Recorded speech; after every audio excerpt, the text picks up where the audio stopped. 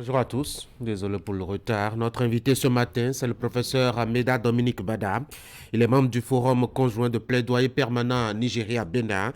C'est un creuseur qui travaille indépendamment des structures étatiques et officielles installées entre les deux pays pour la bonne intelligence et des rapports de fraternité renforcés entre le Bénin et son voisin le Nigeria. Jeudi, les membres du forum tenaient une rencontre réplique à Porto Novo pour la mise en œuvre des décisions issues de la rencontre de Badagry. C'était en fin d'année écoulée, nous allons en parler. Notre débat portera sur trois sujets ce matin. D'abord, cette grève annoncée qui a fait flop la semaine écoulée. Des responsables de syndicats d'enseignement avaient projeté une journée de protestation pour dénoncer leurs conditions de vie et de travail, sauf qu'à l'arrivée, rien n'aura été comme ils ont prévu. Nous allons chercher à comprendre ce qui s'est passé. Nous allons aussi examiner en profane la liste de joueurs proposés par Genot Horror, le sélectionneur national des Guépards pour les matchs de la fenêtre FIFA. Nos débats, c'est dans un instant. Bienvenue à tous.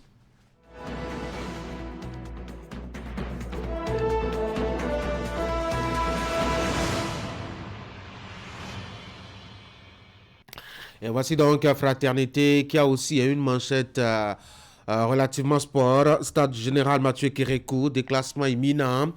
Agir avant la sanction, alerte donc le quotidien. Disposition contenue dans le nouveau code électoral, l'inclusion systématique de tous les partis favorisés. Et puis voix de femme au sujet de la femme carriériste. Vous avez l'avis de Mireille Bokpe à cœur ouvert dans les colonnes de Fraternité ce matin. Voici Maté libre chez vous, modification du code électoral. Les révisionnistes ont encore gaffé sur les délais. Le député LD Kamel Ouassangari attaque la loi. Devant la cour, nous apprenons que le journal. Nouveau code électoral, les élections de 2026 seront inclusives. D'après Wilfried Léandre Rungbeji. Nous passons maintenant à Dabarou, révision du code électoral. Fini les candidatures régionalistes. Nous apprenons que le quotidien qui paraît à Parakou. Le Soleil Bénin Info maintenant, après le vote du code électoral, les démocrates invités à fusionner avec d'autres partis de l'opposition. Nouvelle génération lutte pour la conquête du pouvoir en 2026 au Bénin. Mouvance et opposition logées à la même enseigne. Selon Wilfried Léon Ngbeji, vous le savez, c'est le porte-parole du gouvernement. Échiquier politique national, les chances de survie de la mouvance Talon au-delà de 2026, analyse proposée par Nouvelle Génération. Passons à le matinal. Programme d'assainissement pluvial de Cotonou, la CIRAT installe le comité technique de suivi, modification du code électoral, excite les partis liés aux régions ou à des individus. Dynamisme Info, trois partis probablement pour aligner deux candidats à la présidentielle vers un scrutin à un seul tour en 2026.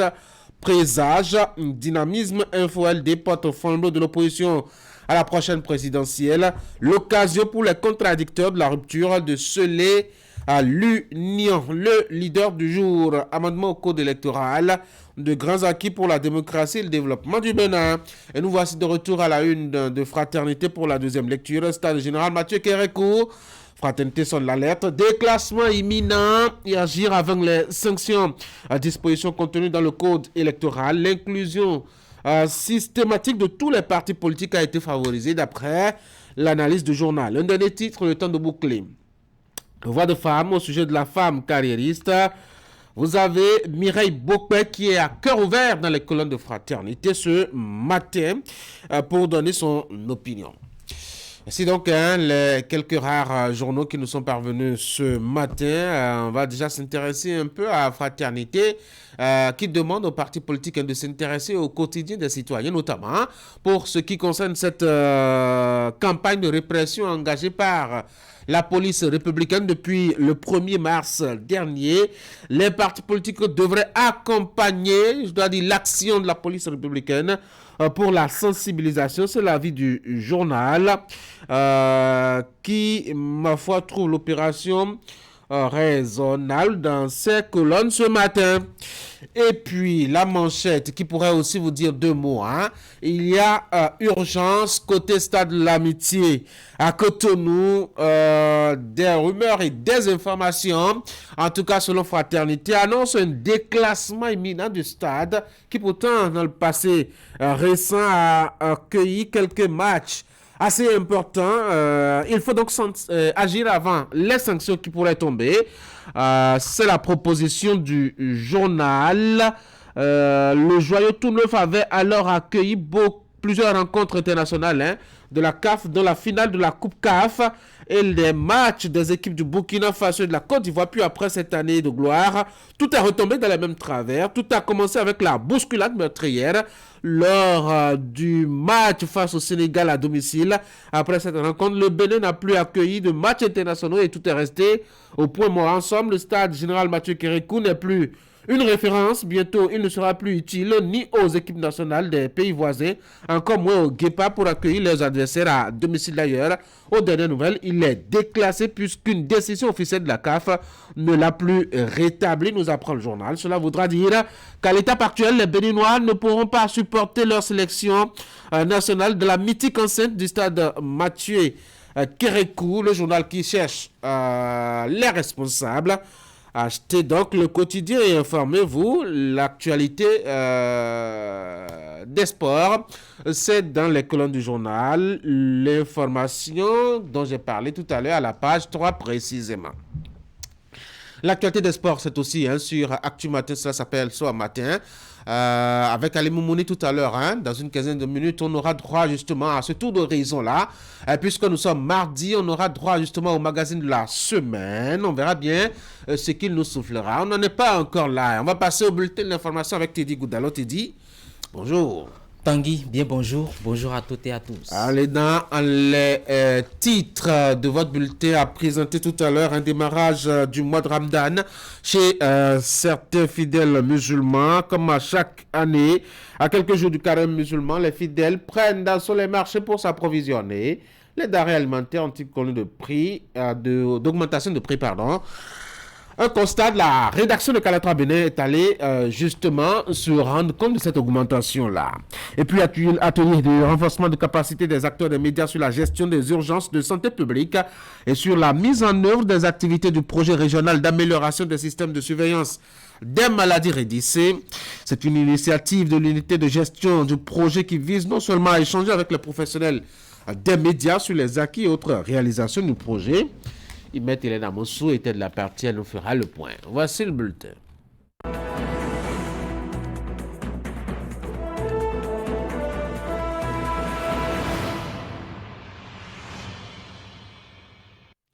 On le sait, le mois de Ramadan, c'est une période de prière, de jeûne et surtout de partage. Et cela a démarré pour le compte de cette année déjà pour l'ensemble des fidèles musulmans du Bénin. Et d'ailleurs, tu dis, je ne sais pas si vous êtes musulman, mais on a fait le constat, cela a démarré. Absolument, Tanguy. Vous parlez tantôt du mois du Ramadan chez les musulmans. Comme à chaque année, à quelques jours du carême, les fidèles musulmans prennent d'assaut les marchés pour s'approvisionner des denrées alimentaires dont les prix ont connu une augmentation de prix, ce qui, selon les usagers du marché, s'explique par la morosité économique qui sévit au pays. On va suivre le compte rendu de notre équipe de reportage.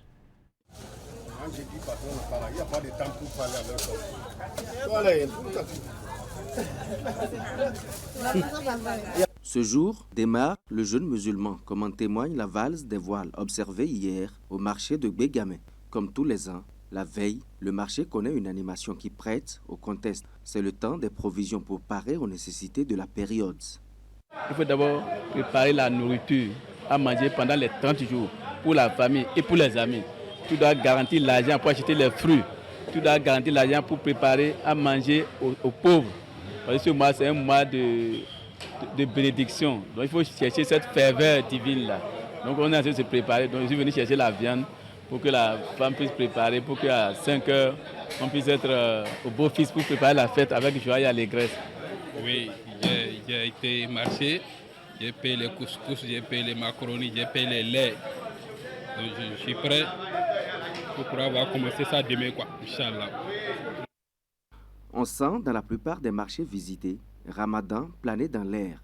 La consommation des denrées alimentaires qui augmente substantiellement le long de la période est chaque année une aubaine commerciale. Elle l'est un peu moins cette fois-ci à cause, selon les usagers, de la morosité ambiante, doublée de la hausse générale des prix des denrées. Ah, veille de carême là, normalement tu vas pas avoir place pour rentrer avant. Mais aujourd'hui maintenant c'est un peu calme. Il n'y a pas le marché du tout. Aujourd'hui, les marchés c'était un peu difficile. Donc tout le monde ne veut pas faire comme moi. Je suis que ce n'est pas tout le monde qui a des capacités d'assister. Et là, il y a même bien, peu temps, mais des où est payé, il y a bloqué. Au Marocain, il y a des bâtiments, il y a un bac Il n'y a guère encore péril en la demeure. Ramadan s'étale sur un mois et vient à peine de commencer. Les jours à venir seront, on l'espère, l'occasion de perspectives commerciales bien alléchantes. Merci à vous, Naguib Alagbe. Politique à présent, amendement du code électoral. Selon le chroniqueur politique Jules Léandre Kitty, il est évident que la barre des 20% de suffrages à obtenir par circonscription électorale législative pour lever des sièges à l'Assemblée nationale ne va pas être facile à franchir. Mais c'est un défi commun à relever au sein des formations politiques. L'observateur de la vie politique y voit la concrétisation d'une prédiction du chef de l'État. On va l'écouter. Dans les circonscriptions électorales, il faut désormais aller à 20% des suffrages exprimés pour être éligible au partage des sièges. Première conclusion à ce niveau, ça veut dire qu'on demande à tous les partis politiques aujourd'hui de ne plus passer une seule journée à dormir. Il faut batailler dur, faire de la mobilisation dans tous les retranchements du Bénin, du territoire, aller chercher les meilleurs leaders, ceux qui parlent, on les écoute dans chaque contrée, faire des positionnements conséquents pour que dans la joute électorale, on puisse l'emporter. Et l'emporter à ce degré. Aucun député du parti Les Démocrates, par exemple, ne pourra, même s'il constatait, il se rendait compte que le candidat à l'élection présidentielle choisi par les démocrates, sa tête ne lui plaît pas, il ne pourra jamais aller donner son parrainage au candidat choisi par un parti de la mouvance présidentielle. On ne pourra même pas débaucher donc un parrain du parti des démocrates. De même, un député de la mouvance présidentielle, s'il ne veut pas donner son parrainage au candidat choisi par son parti, il a la latitude d'aller donner son parrainage à un autre candidat de la mouvance présidentielle. Ce qui fait que le citoyen qu'il a vu comme un acteur politique majeur de la mouvance présidentielle, quand il le voit en train de donner son parrainage à un candidat de la mouvance présidentielle, il n'est pas étonné, il n'est pas choqué. Il y a de la lisibilité, de la cohérence.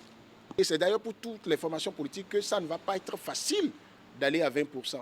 Mais est-ce qu'on ne légifère pas pour l'avenir, pour avancer? Est-ce qu'une disposition légale qui tracte tout le monde vers l'effort, qui demande à tout le monde d'aller rechercher dans cette triple les ressources pour pouvoir avancer, est-ce que ce n'est pas une bonne chose? Moi, j'ai envie de répondre, ça ne va pas être facile, c'est dur, mais c'est pour avancer. Et c'est en cohérence avec l'objectif annoncé par le chef de l'État et que les parlementaires ont compris. Voilà, à l'instant, Jules Léandre Kitty, observateur de la vie politique nationale. En image, maintenant, cérémonie de clôture des travaux du congrès constitutif de l'Association nationale des chefs quartiers et chefs villages du Bénin. Les assises ont duré 2 jours. Elles ont été l'occasion pour les participants de débattre de nombreux sujets, mais surtout d'élire les membres du nouveau bureau de l'association pour les années à venir. L'équipe forte d'une dizaine de membres est présidée par Benjamin Kossi Roualide. Nous y reviendrons dans nos prochaines éditions.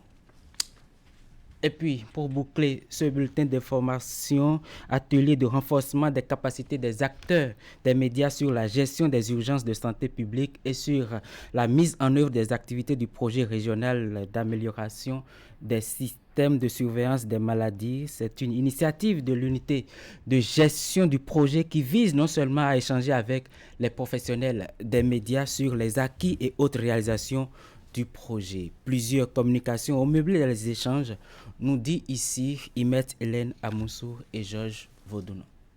Plus d'une soixantaine, ils proviennent des différentes régions du pays. Tous des professionnels des médias, ces hommes et femmes sont invités par le projet régional d'amélioration des systèmes de surveillance des maladies REDIC. Réunis à Boïkon, ces acteurs des médias ont dans une approche One Health vu leur capacité renforcée sur les enjeux de la santé publique, notamment en ce qui concerne les épidémies et les urgences sanitaires. On vous invite à prendre connaissance de tout ce que le projet REDIC a réalisé en 5 ans, mais on ne voudrait pas cette activité-là faire le renforcement de capacités pour que dans notre logique de pérennisation, vous soyez en mesure de mieux aborder les questions de santé au Bénin. Ce que nous souhaitons, c'est que cette capacité qu'on vous a donnée, que vous puissiez vraiment l'utiliser et éclore avec, qu'elle soit pour vous un petit outil dans votre sac et qu'à tout moment, vous puissiez l'utiliser. Pendant 2 jours, les participants ont eu droit à plusieurs communications, lesquelles leur ont permis de se faire une idée sur les réalisations et les acquis du projet REDIC, d'avoir les informations sur les mesures préventives, les signes d'alerte, de même que les actions à entreprendre en vue de renforcer la préparation et la réaction de la communauté en cas de crise.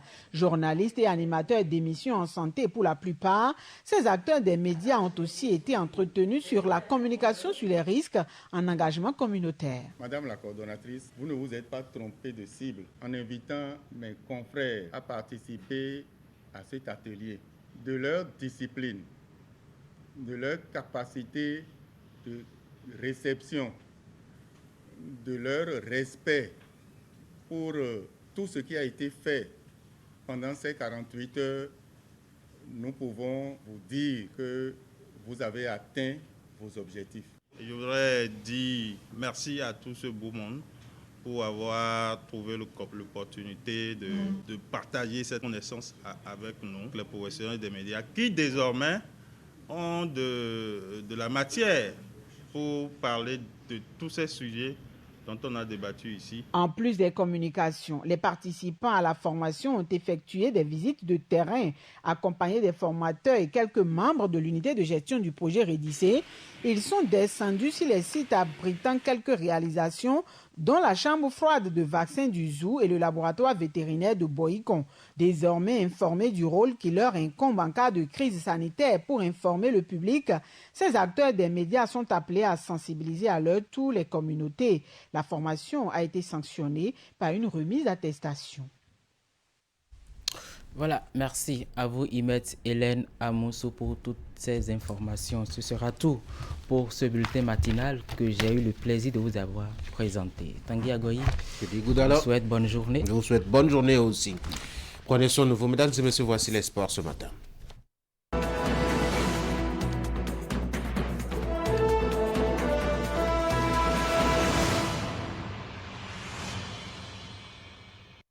Quand on est mardi matin sur Actu Matin, on a droit à l'étape de Sport Matin, au document de la semaine. Allez, Moumouni, bonjour. Bonjour, cher Tanguy. En attendant, on va continuer à parler des guépards sur Actu Matin et justement de cette liste de jeunes horreurs. Ali Moumouni, après la conférence de presse du sélectionneur franco-allemand, les joueurs convoqués étaient presque tous en compétition avec leurs équipes respectives. C'était ce week-end. Oui, décidément avec J'ai notre rang, sinon Gay notre rang, c'était ça Tanguy, ce que vous venez de dire. Oui. Et ce matin, nous allons essayer de faire un petit tour d'horizon pour aller apprécier les performances de ces internationaux béninois qui vont représenter, bien entendu, l'équipe nationale. On parle du moins des 25 qui ont été convoqués par Gay notre rang pour les prochaines journées FIFA. Il s'agit bien entendu de ces journées qui se tiendront dans ce mois de mars à partir, bien entendu, de la vingtaine de ce mois, bien entendu, en termes de date. Pour cet exercice sur le baromètre des guépards, nous allons commencer par ce qui évolue hors du pays, c'est-à-dire à l'étranger, en Europe ou encore sur le continent. Voici les cours des guépards proposés ici par Candide Winter. On ouvre ce tour d'horizon des guépards à l'extérieur par l'Hexagone où la 25e journée de la Ligue 1 UBI s'est déroulée ce week-end. Dans le championnat français, le stade brestois de Steve Mounier a été battu en déplacement par Lens sur un score étriqué d'un but partout. Une première défaite en championnat depuis 4 mois donc pour Brest et son guépard qui de son côté a effectué son retour de suspension à l'occasion de cette 25e journée. Titulaire au coup d'envoi, l'attaquant béninois a disputé les 58 premières minutes de la rencontre. Mounier totalise désormais en championnat 13 titularisations sur 23 matchs joués. Il a par ailleurs inscrit 3 buts et 2 passes décisives. Brest demeure deuxième au classement avec 46 points derrière le PSG. De leur côté, le FC Lorient et Tossin Aegon ont aussi été battus, mais à domicile. Après leur succès lors de la précédente journée, les Merlus se sont inclinés devant l'Olympique lyonnais sur un score de 0 but contre 2. Laissé au banc au coup d'envoi, le Guépard a disputé les 17 dernières minutes du match. En division inférieure, cette fois-ci mais toujours en France, la 28e journée de la Ligue 2 BKT a été disputée ce week-end. Pour FC de Ceci d'Almeida, n'y arrive plus depuis plusieurs journées à sortir la tête de l'eau. Ce week-end encore, les Palois se sont inclinés sur un score de 0 but contre 1 face à l'US Dunkerque. Une deuxième défaite consécutive pour Ceci d'Almeida et ses coéquipiers en championnat.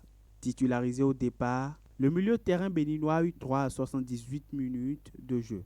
En 25 matchs joués, il compte désormais 18 titularisations et un but inscrit. Angers de Cédric Routondi a été freiné à l'occasion de la 28e journée de la Ligue 2 BKT.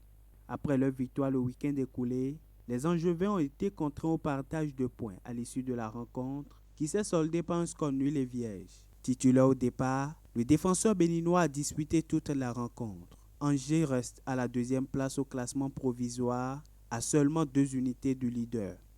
Toujours en Ligue 2 française, Amiens SC et sa colonie béninoise Youssouf Assoba et Charbel Gomez étaient face à Rodez d'un autre international béninois, Andreas Rontondier. Pour cette rencontre de la 28e journée, les deux équipes n'ont pas pu se départager. Ceci après un score nul d'un but partout. Si Charbel Gomez n'était pas convoqué pour cette explication, son coéquipier Youssouf Assoba lui a débuté le match sur le banc avant de faire son entrée en jeu à la 75e minute de jeu du côté d'Amiens. Andreas Rontondi, lui, a été titularisé du côté de Rodez avant de céder sa place à la 81e minute. En 28 matchs joués, l'attaquant béninois compte 22 titularisations pour 12 buts marqués et 5 passes délivrées. À la réception du Bastia le week-end écoulé, l'Estac 3 de Junior Laïtan a disposé de son adversaire sans grande difficulté. Le match s'est terminé par une victoire de 2 buts à 0. Le milieu de terrain béninois n'était pas sur la feuille de match. Quevulu Rouen de Johan Roche et le FC Bordeaux se sont neutralisés par un score nul et vierge. Laissé sur le banc au coup d'envoi, le défenseur béninois n'a pas participé à la rencontre. À l'occasion de la 24e journée de la Nationale 1, équivalent de la 3e division en France, le FC Sochaux a été contraint au partage de points à domicile par Le Mans. Score 2 buts partout. L'international béninois Jodel Dossou n'était pas sur la feuille de match. On quitte la France, mais on reste toujours en Europe. C'était la 24e journée du championnat de première division bulgare ce week-end. Une bonne fin de semaine pour Olivier Verdun et son club Ludogorets qui poursuivent leur série. Les champions en titre de la Parva League ont enregistré dimanche dernier une nouvelle victoire en déplacement face à leurs homologues de Botev Plovdiv. Ils se sont imposés par 2 buts à 0. Titularisé au départ, le défenseur international béninois a cédé sa place à la 86e minute de jeu. En 18 matchs joués en championnat, le Guépard compte 18 titularisations et un but marqué. Ludogorets est leader au classement avec 54 points. En Roumanie, la 30e journée de la Superliga a eu lieu ce week-end. Au cours de cette journée, le champion roumain et son Guépard David Kiki n'ont pas pu mieux faire sur leur déplacement pour affronter le FC Botoșani. Les deux équipes se sont neutralisées par un score nul et vierge. Le latéral gauche béninois a disputé l'intégralité de la rencontre. En Suisse, à l'occasion de la 27e journée de la Super League, le promu Yverdon Sport de Mohamed Tidjani s'impose au champion en titre, le FC Zurich. Au-delà d'une simple victoire, Yverdon Sport et son Guépa ont cravaché pour s'offrir ce succès dans une rencontre indécise. Score 3-2. Le défenseur central international béninois a été titularisé dans cette rencontre et compte désormais 21 titularisations en 21 apparitions avec le club en championnat.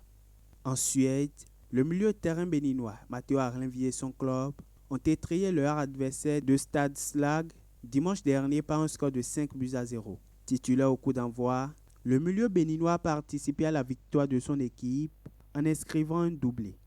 L'international béninois totalise désormais 3 buts en 4 matchs, dont 3 en coupe, depuis son arrivée au club en février dernier. Sur le continent à présent, précisément en Égypte, où la 16e journée de la D1 égyptienne a eu lieu ce week-end. Smoa SC de l'international béninois Dodo Doku s'est imposé à domicile par 1-0 au Ceramica Cléopatra. Titularisé, le milieu béninois a joué tout le match avec un carton jaune écopé à la 66e minute de jeu. En Afrique du Sud, JDR Star et Marcel Dandino s'offrent une victoire à l'occasion de la 21e journée de Motsepe Foundation Championship. Le portier béninois et ses coéquipiers se sont imposés par 1-0 à Milford FC. L'international gardien de but béninois titulaire a disputé l'intégralité de la rencontre. On finit par l'actualité de Tamimou Oru, le défenseur central béninois qui a disputé son dernier match en championnat avec le Hatta Football Club le 29 février 2024. C'était à l'occasion de la 15e journée de la Première Ligue des Émirats Arabes Unis où l'international béninois et ses coéquipiers se sont inclinés sur un score de 3-5. Titulaire au coup d'envoi, Tamimou a disputé l'intégralité de la rencontre. Allez, vous l'aurez constaté, bien entendu, sur ce que nous venons de vous proposer, l'écho des Guépards. Tanguy, pour faire le point, il faut dire que avec les informations que nous avons, bien entendu, 16 joueurs ont été convoqués au cours des différents championnats disputés ce week-end. 12 ont été titularisés. 8 ont joué 90 minutes de ces rencontres et puis il y a 8 qui ont été remplaçants, soit au début de la rencontre ou n'ont pas allé au bout de leur explication. Et voilà, Tanguy, on va s'intéresser maintenant à ceux qui sont au plan national et parler de Ricardo Dosso qui évolue avec l'association sportive de la Vallée de Lomé qui joue la Ligue Pro suite équivalente de la deuxième division, s'il faut le dire de cette façon. Certes, il y a eu la première phase du championnat qui est la Ligue Pro. Ricardo Dosso qui est actuellement avec l'équipe des Guépards U20 qui est du côté du Ghana pour les Jeux africains. Ricardo Dosso n'était pas titulaire lors de la première rencontre. Les Guépards vont jouer aujourd'hui, on reviendra là-dessus. Pour savoir s'il sera titulaire aujourd'hui, Harry Oussan Kamaro de l'association sportive des Portuaires de Cotonou avec son équipe ont été tenus en échec. De leur côté, c'était à Tofor face à l'équipe de l'Union sportive des Cavaliers de Niki, score un but partout.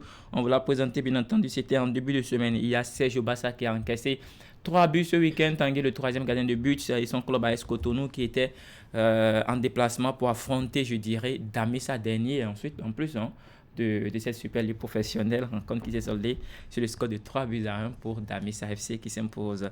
Et pour finir avec l'équipe de Rachid Moumouni Ayema qui s'est réveillée avec une victoire, bien entendu, 3-0 pour l'équipe d'Ayema. C'était assez intéressant pour cette équipe qu'on connaît souvent qui joue les premiers rôles en début de saison. Voilà pour ce qu'on peut dire en ce qui concerne les Guépards du Bénin. On va parler toujours de nos internationaux béninois, sinon des équipes nationales, et nous intéresser à la catégorie d'âge des U20 qui est du côté du Ghana pour les Jeux africains. Après donc ce match nul de 0 but partout face à la Gambie, les Guépards juniors seront aujourd'hui en compétition à partir de 18h. Ce sera face à l'équipe du Congo. Tanguy, rencontre prévue pour être disputée à 18h. Précise heure locale et ça fait donc 17h GMT heure du Ghana. En attendant donc la dernière rencontre qui aura lieu bien entendu face au Black Star du Ghana. On va parler maintenant de la Coupe aux grandes oreilles. On est là sur le continent européen. La Ligue européenne des champions revient aujourd'hui avec la suite des manches retour des huitièmes de finale. Arsenal accueillera Porto FC. Ce sera à domicile à Emirates Stadium après cette défaite concédée en toute fin de rencontre. On se rappelle de cette explication assez intéressante, assez soutenue. Arsenal aura-t-il l'occasion de renverser la situation? De toutes les façons, ce n'est qu'un écart d'un but et seulement pour les Gunners. De l'autre côté, à Camp Nou, on aura le FC Barcelone qui jouera contre l'équipe de Naples après le score de parité, un but partout à domicile de côté de l'Italie. Tanguy. Voici l'essentiel pour ce matin. Merci beaucoup à vous, Ali Moumouni, pour ces informations. Je vous souhaite de passer une très bonne journée. Merci, à demain. Mesdames et messieurs, voici notre invité ce matin.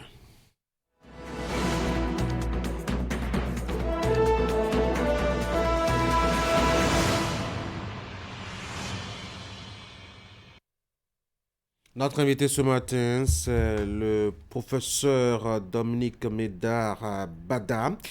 Il est membre du Forum conjoint de plaidoyer permanent Nigeria-Bénin. Bonjour, professeur. Bonjour, monsieur Tanguy. Bienvenue sur l'Actu Matin. Alors, d'une commission mixte de plaidoyer Nigeria-Bénin, on est passé au Forum conjoint de plaidoyer permanent Nigeria-Bénin. Dans ce cas, d'ailleurs, une rencontre a eu lieu le jeudi dernier à Porto Novo. Professeur, d'abord, pourquoi ce genre de forum, quand on sait qu'il y a beaucoup de cercles, beaucoup de structures qui sont créées pour veiller à la bonne intelligence des rapports entre le Bénin et le Nigeria? Merci beaucoup, monsieur Tanguy. C'est depuis 2021, précisément au mois d'août, que son Excellence, Monsieur l'ambassadeur Emmanuel Olukayode Oguntouaché, qui fut ambassadeur du Nigeria à Cotonou, de 2017 à 2020, et au Bénin, le colonel Bomla Patrice Ounsou-Guédé, ancien maire d'Abomey Calavi, se sont vus, se sont rencontrés, et à l'instar des commissions mixtes permanentes de Nigeria-Niger, Nigeria-Tchad, ils ont dit, ils vont essayer de mettre une plateforme de réflexion pour voir ce qu'on peut faire entre le Nigeria et le Bénin. Et vous savez qu'ils partagent 778 km de frontières terrestres et maritimes et qui couvrent 5 États. 6 États au Nigeria et 5 provinces au Bénin. Nous avons l'État de Lagos, Lagos State, Ogun State, Oyo State, Kwara State, Niger State, qui est l'État du Niger, et Kebbi State. Au Bénin, les 5 provinces qu'on appelle départements, et Atlantique littoral, et Ouémé Plateau, Zou Colline et le Borgou. Alors vous voyez, des deux côtés des frontières, c'est les mêmes peuples, et c'est les frontières artificielles, tracées depuis la conférence de Berlin qui les sépare. Et voilà, ça a commencé. C'est ça. Alors donc, il y a une première rencontre à Badagry et la rencontre de Porto Novo était une réplique justement à cette rencontre de Badagry. Alors, entre les deux rencontres, qu'est-ce qui s'est passé? Dites-nous. Voilà. Il y a eu, après tout ça, tous ces préparatifs de 2021 jusqu'en 2023, et précisément le 16 novembre 2023 à Badagry. Pourquoi Badagry? C'est là où on a pris tous les actes administratifs. Depuis la colonisation, on nous a dit, quand le général Obasanjo, le chef de l'État fédéral du Nigeria, avec le général Mathieu Kérékou, il signe tous les actes, tous les papiers administratifs à Badagry. C'est pourquoi on nous a réunis à Badagry et non à Abuja et non ailleurs. Alors beaucoup de choses se sont passées. Donc à Badagry, nous avons réfléchi sur comment faire pour l'intégration socio-économique du Nigeria et du Bénin. Comment échanger Voilà, alors les participants, ce groupe de plaidoyer, et que nous appelons aujourd'hui Forum conjoint de plaidoyer Nigeria-Bénin, se sont rencontrés. Alors les composantes, vous savez, il y a les opérateurs économiques, les 2 chambres de commerce et d'industrie, et les têtes couronnées, la chefferie traditionnelle, les maires, surtout les maires frontaliers. Surtout les maires frontaliers. Et vous savez d'ailleurs qu'il y a une association des maires frontaliers, présidée par son Excellence, Monsieur Dina, si mes souvenirs sont bons. Il est actuellement le maire de Pobé. Voilà. Donc, nous avons réfléchi comment faire. Alors, après la réunion de Badagry, chacun dans son pays a initié des actions. Et au Bénin, le colonel Komla Patrice Ousso-Guédé a initié beaucoup de courriers. Et il a demandé des rendez-vous, vous comprenez, de courtoisie. Il a été dans certains ministères, plusieurs d'ailleurs. Il a commencé par la Chambre de commerce et d'industrie pour les informer de l'opportunité du forum conjoint de plaidoyer et Nigeria-Bénin. De l'autre côté, au Nigeria, son Excellence, Monsieur l'ambassadeur Emmanuel Olukayode Gontouaché, a fait de même. Il a rencontré le ministre des Affaires étrangères, il a rencontré certains partenaires, et quand les 2 parties prenantes ont assez de documents prêts, ils ont dit il faut maintenant la réunion de retour de Badagry, ce qui a été organisé à Porto Novo. Porto Novo, pourquoi? C'est là où il y a le gouverneur à l'époque, c'est là où aussi certains actes, c'est là où nous avons le siège de l'Assemblée nationale. Bref, c'est la capitale politique du Bénin. Donc, le 7 mars 2024, à l'espace Ifedou à Porto Novo, il y a eu une réunion importante. Et pourquoi? Cette réunion de Porto Novo, qui a connu la présence effective de toutes les parties présentes des 2 pays, a pour objectif d'assurer la mise en place de l'opérationnalisation d'une plateforme structurée de réflexion stratégique pour une coopération socio-économique entre la République fédérale du Nigeria et la République du Bénin, d'assurer la libre circulation des personnes et des biens des 2 pays. Et là d'ailleurs, voyez-vous, il y a beaucoup d'avancées.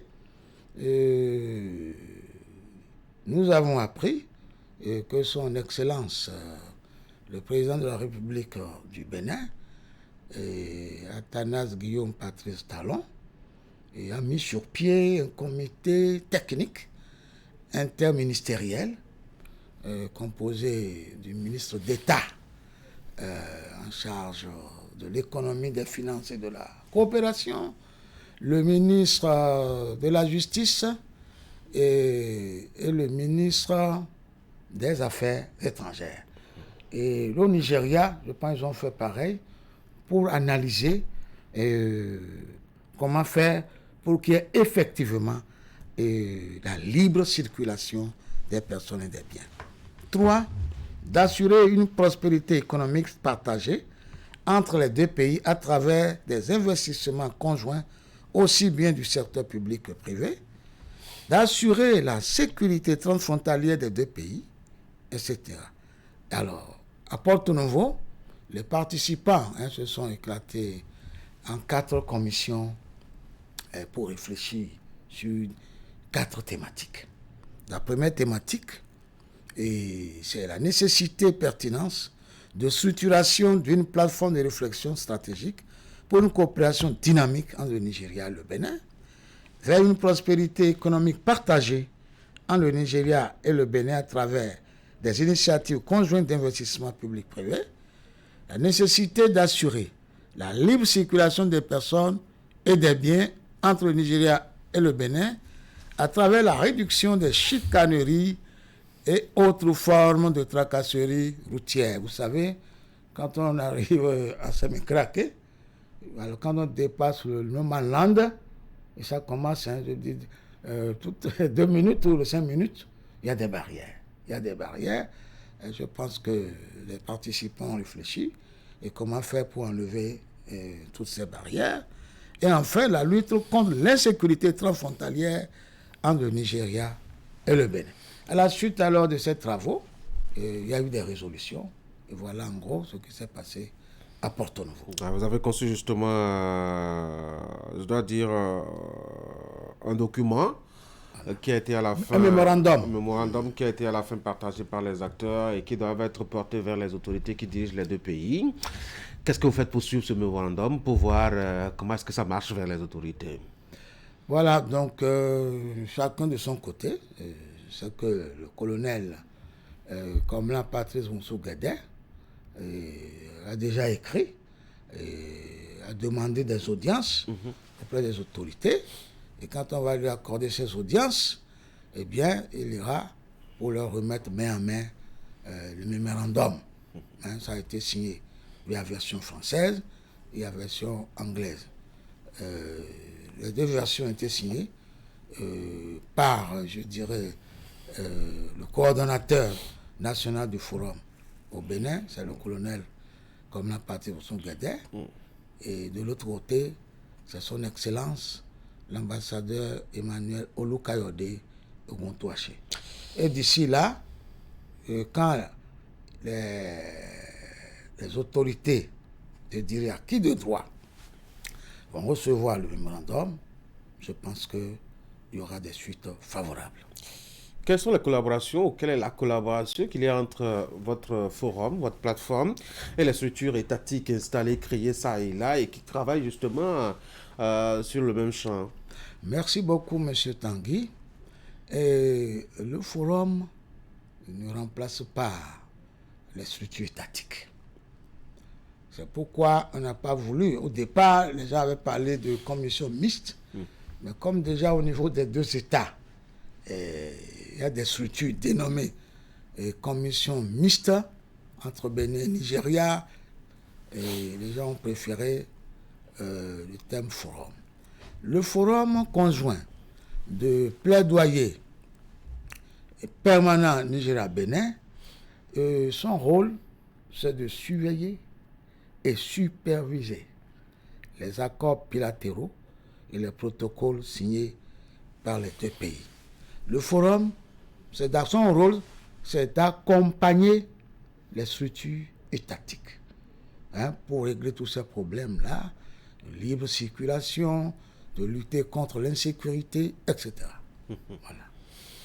Bon, on espère en tout cas qu'il y aura cette bonne intelligence qui va aboutir, ma foi, à de bonnes actions qui facilitent les échanges entre les 2 pays. Vous êtes enseignant à l'université, c'est vrai, mais en dehors de votre casquette de scientifique, vous êtes aussi à tête couronnée. Vous êtes le représentant, en tout cas le premier responsable des Yoruba, notamment à Abomey-Calavi. Exactement. Professeur, quel est le rôle que peuvent jouer les têtes couronnées, la chefferie traditionnelle, de la bonne intelligence entre les 2 pays qui partagent quand même, je dois dire, un certain nombre de choses, la culture, la proximité géographique, la langue et bien d'autres choses.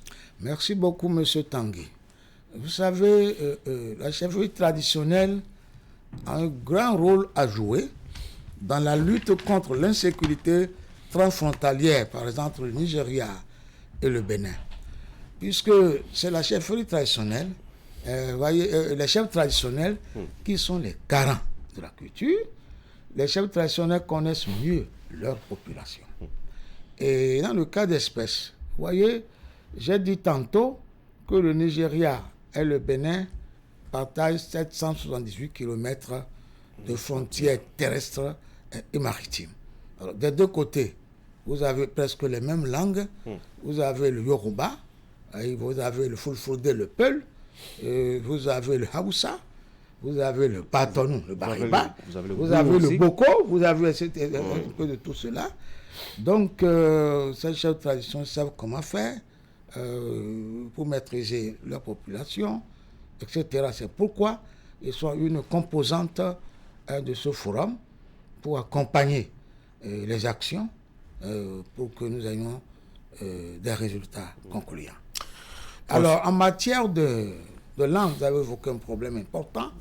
Il faut que nous réécrivions. Le Bénin, depuis le régime révolutionnaire, a eu une politique linguistique. Mais maintenant, il faut écrire une nouvelle politique linguistique des langues transfrontalières. Et vous savez, au Nigeria et au Bénin, le Yoruba n'est pas écrit de la même manière. Et ce n'est pas possible. Le Haoussa, le Peul, tel qu'il l'écrit au Bénin, ce n'est pas le même au Nigeria. Nous devons, à travers ce forum, quand les papiers et documents seront signés, essayer d'organiser, essayer de créer un mini-projet pour harmoniser et standardiser les alphabets des langues transfrontalières entre le Nigeria et le Bénin. Cela permettra de mieux communiquer, etc. En tout cas, ça fait partie certainement d'un de ces chantiers sur lesquels le forum va travailler. On espère en tout cas que le forum apporte beaucoup de choses à l'amélioration de la santé, la bonne santé, des relations entre les deux pays. Vous avez un mot pour finir, professeur? Voilà, mon mot de fin, c'est quoi? C'est que l'Afrique, nous sommes presque les mêmes populations, le même peuple. C'est la colonisation qui a fait que nous avons des Yoruba au Bénin, nous avons des Yoruba au Nigeria. Et vous savez, je vous dis quelque chose avant de finir, il est difficile chez nous de parler de nation, M. Tanguy. Vous savez ce qu'on appelle une nation. Il faut les mêmes peuples. Ouais, les Arabes même histoire. Voilà, les Arabes constituent une nation, même histoire. Et les colonisateurs savaient ça très bien. Alors pourquoi ne pas mettre ceux qui sont du côté de Tado, ce que nous appelons le Koufo, etc., mettre sur le même territoire, parlant la même langue. Pourquoi ne pas prendre ce que nous appelons aujourd'hui le plateau, amener un peu d'un côté pour que les gens parlent la même langue, pour qu'on puisse décoller. Et c'est très important. Alors nous devons savoir que nous sommes des frères et nous donner vraiment la main pour un véritable décollage.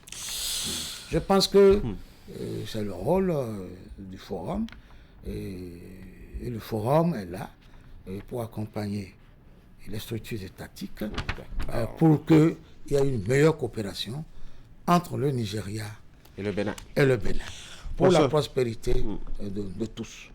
Professeur Médard Dominique Bada, je rappelle que vous êtes membre du Forum conjoint de plaidoyer permanent Nigeria-Bénin. Vous étiez sur ce plateau d'ailleurs pour nous parler de ces diverses actions entreprises par ce forum dans la droite ligne de contribuer à améliorer les relations entre les deux pays. Merci d'être passé sur l'Actu Matin.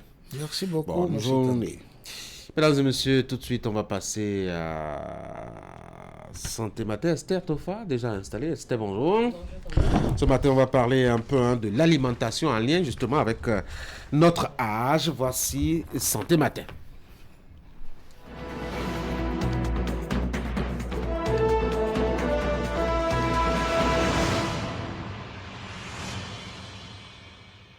Esther, la taille, le poids, le sexe, l'âge, mais aussi l'activité physique régulière sont autant de paramètres ou de facteurs qui nous caractérisent et définissent nos besoins nutritionnels. Chez un enfant de 7 ans ou plus, les besoins varient entre 1720 kcal et 1865 kilocalories par jour. C'est à cela que nous allons nous intéresser dans cette suite sur les habitudes alimentaires ce matin. Exactement. Il est inutile de regarder dans l'assiette de son voisin pour savoir qu'est-ce qu'on doit ingérer durant une journée. Les besoins nutritionnels varient d'un individu à un autre, mais surtout en fonction de l'âge. Chez les enfants notamment, c'est lié à leur rythme de croissance. On écoute Nita Elaro, elle est spécialiste en nutrition. Augmente selon l'âge, ça augmente selon l'activité, ça augmente selon avec le sexe.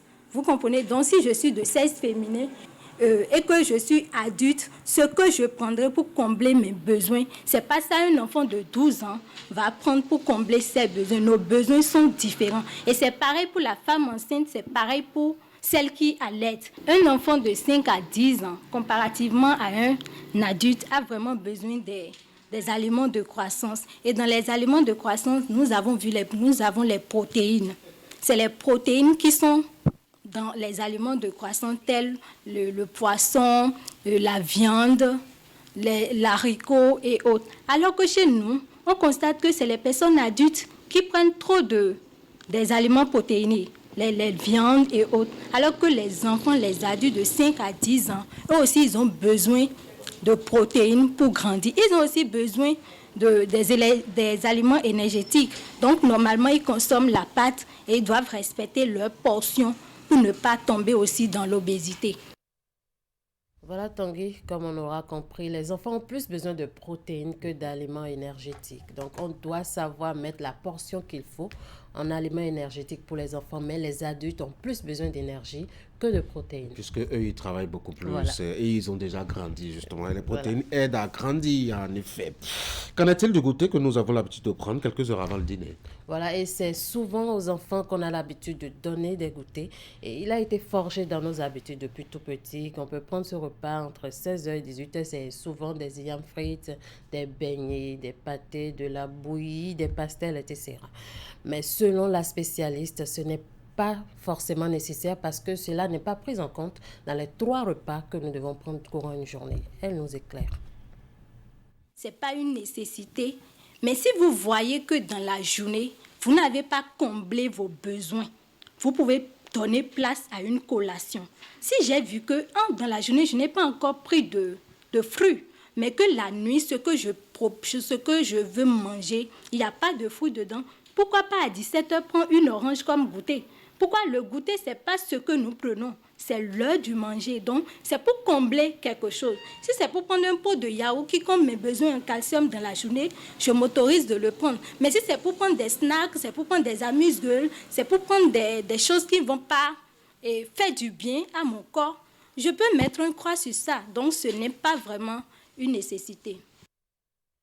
Concrètement, le besoin énergétique moyen chez l'adulte de 18 à 60 ans se situe dans une fourchette de 1800 à 2200 kilocalories par jour chez l'homme, et chez la femme plutôt, et chez l'homme, il est de 2400 à 2700 kilocalories par jour selon les spécialistes.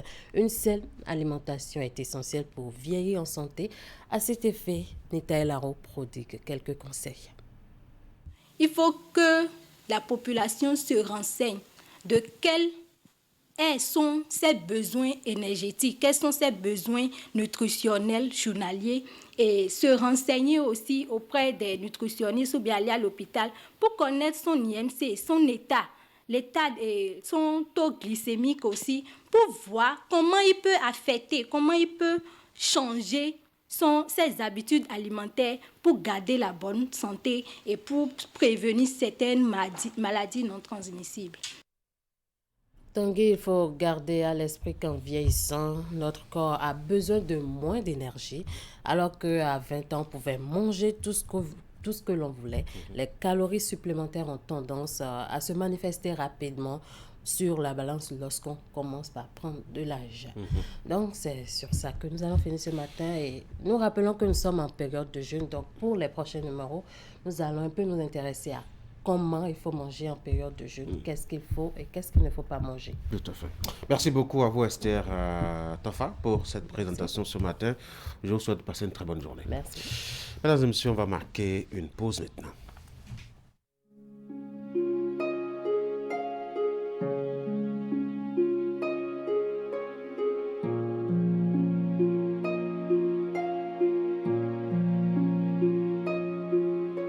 Vous avez le choix.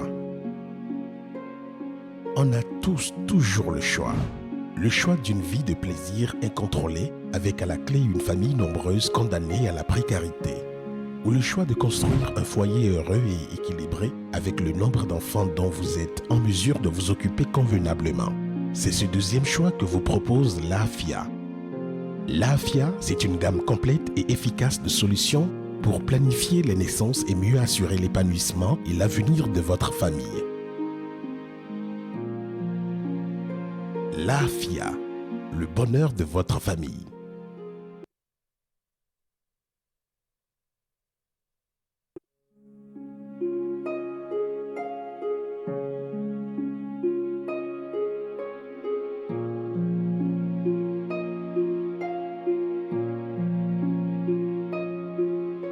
Vous avez le choix.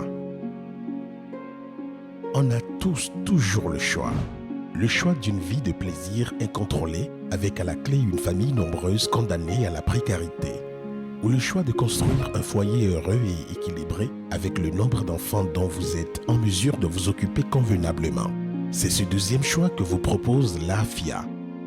L'AFIA, c'est une gamme complète et efficace de solutions pour planifier les naissances et mieux assurer l'épanouissement et l'avenir de votre famille. L'AFIA, le bonheur de votre famille.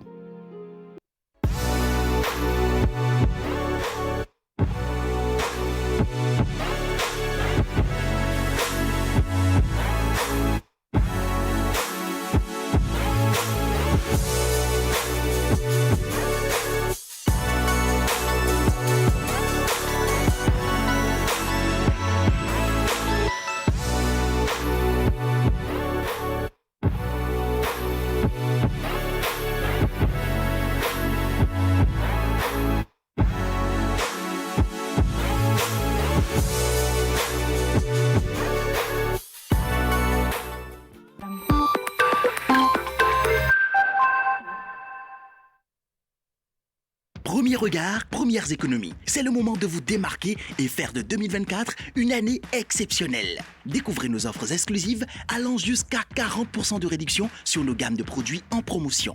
Offre valable pour les entreprises et les particuliers jusqu'au 8 mars. Microland, votre solutionneur numéro 1 en informatique, 6 à Ganrito, en face de la librairie Notre-Dame. Info 95 95 28 24.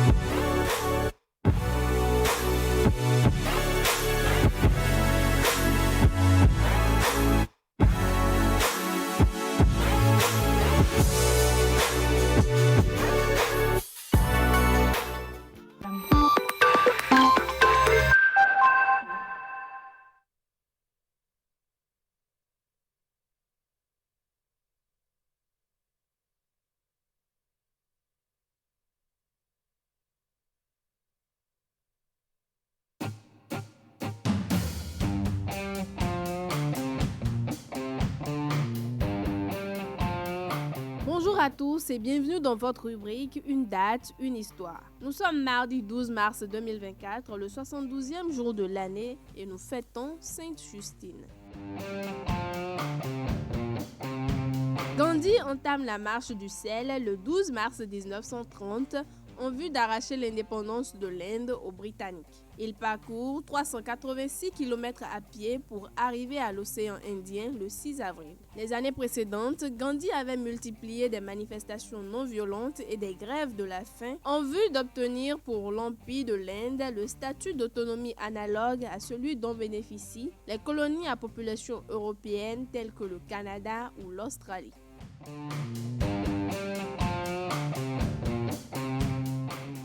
Le 12 mars 1994 en Angleterre, 32 femmes sont pour la première fois ordonnées prêtres par Monseigneur Berry Robertson.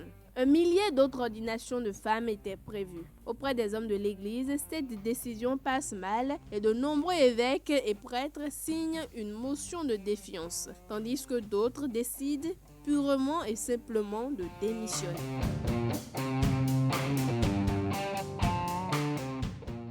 Le 12 mars 2002, le Conseil de sécurité de l'Organisation des Nations Unies, ONU, adopte une résolution approuvant pour la première fois l'existence d'un État palestinien aux côtés d'Israël et appelle à la fin des violences entre Israéliens et Palestiniens.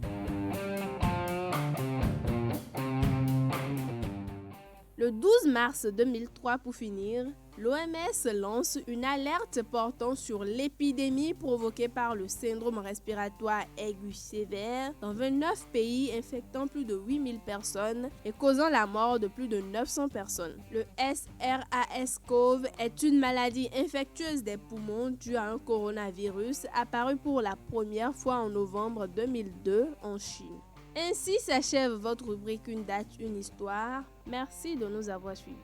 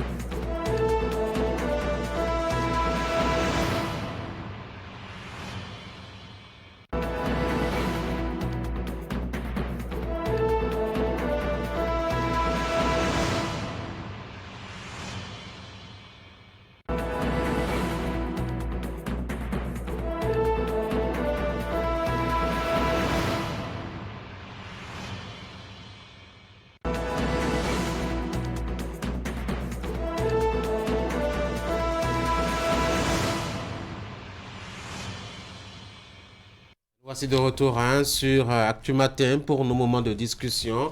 William, bonjour. Eric, bonjour. Franck, bonjour. Quand on dit grève, le mot sonne bizarrement dans la tête des gens maintenant. La semaine écoulée, quand des syndicats d'enseignants l'ont annoncé, en tout cas pour observer une journée de cessation de travail, cela apparaît bizarre dans la tête des gens. Franck? Oui, c'est le moins qu'on puisse dire après le constat qui a été fait sur le terrain. L'appel de la FESEN CSTB, oui, n'a pas été entendu, ça n'a pas reçu que favorable dans le rang des travailleurs. C'était le 7 dernier, je crois, un responsable syndical qui m'a appelé pour me dire, mais bon, il faut que vous descendez sur le terrain pour faire le constat parce que là, on remarque que les populations, les enseignants, les travailleurs n'ont pas suivi le mot d'ordre de grève lancé par la CSTB et je trouve que c'est bien normal. C'est un responsable syndical qui vous donne d'aller constater que personne n'a suivi son mouvement de grève. Oui, pas celui-là qui a lancé. Ah, d'accord. Mais les autres disaient déjà que c'était un appel qui ne dans le vide, qui ne donnera rien du tout. Pourquoi? Parce que justement les travailleurs ont perdu l'habitude. Vous voyez, depuis le vote de cette loi-là qui encadre et vraiment sérieusement le droit de grève en République du Bénin, même au niveau même de la presse, on n'en parle pratiquement plus.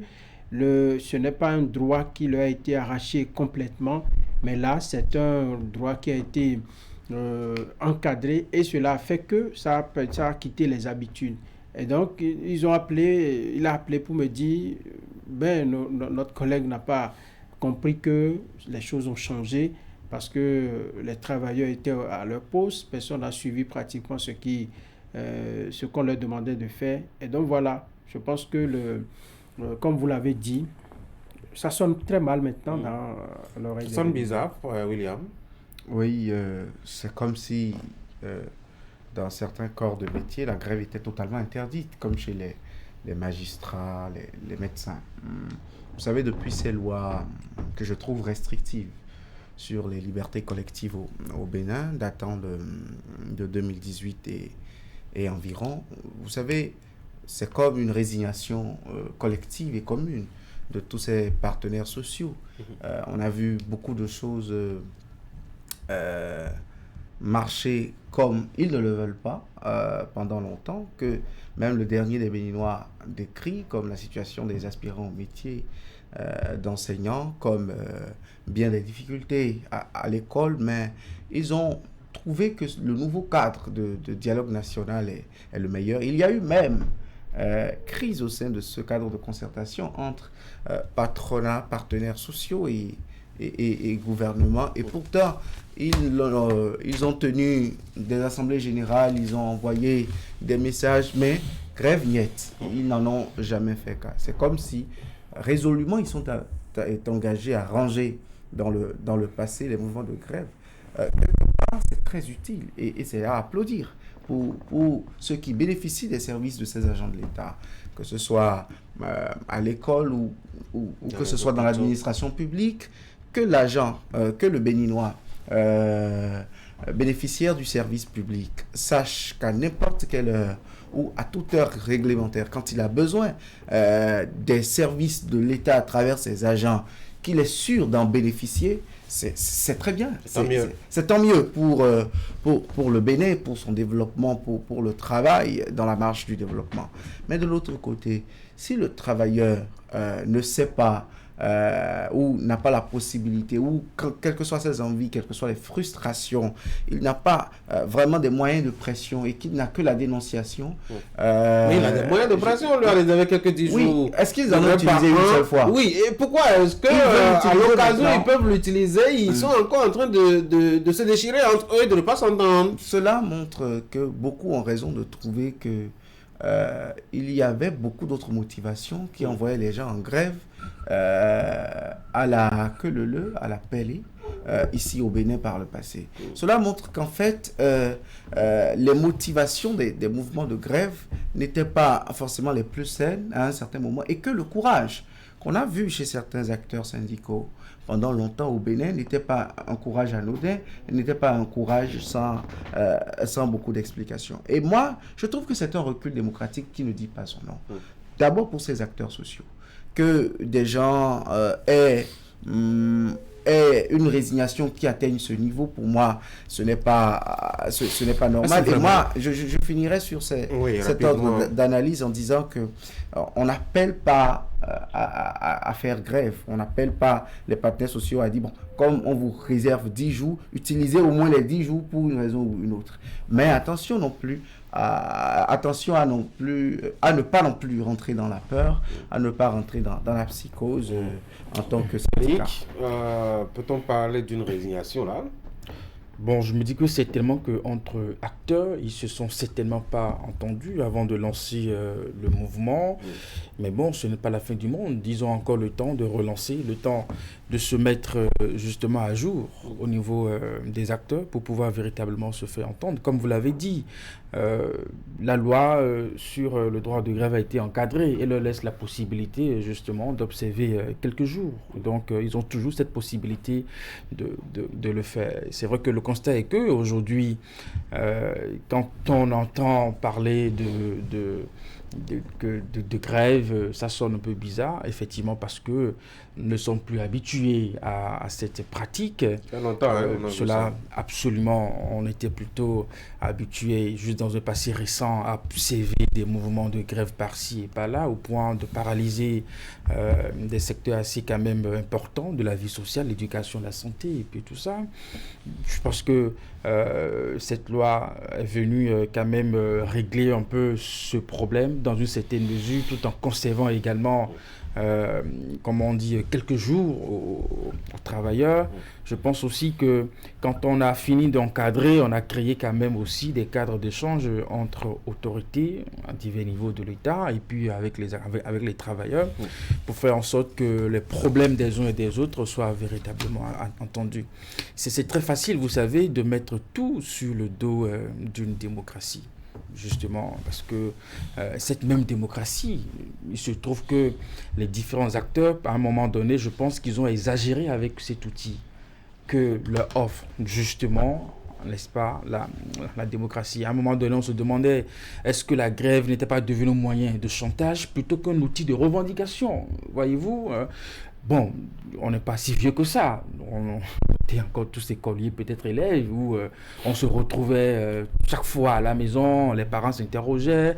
Je pense qu'on n'a pas créé des écoles, on n'a pas investi dans la construction des infrastructures et tout ça dans un État pour que 3 fois dans une semaine, 4 fois dans une semaine, n'est-ce pas, on se retrouve chaque fois à la maison.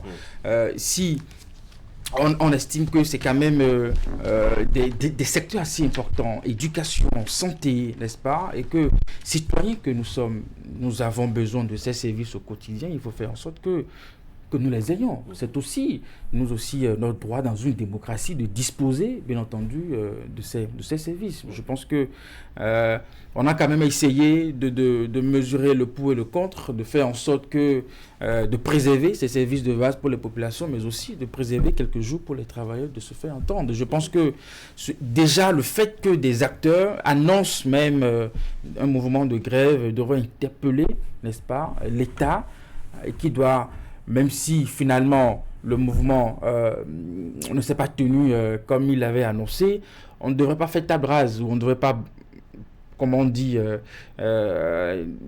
fermer les yeux sur ce que demandent ces acteurs. Il faut sans doute les écouter.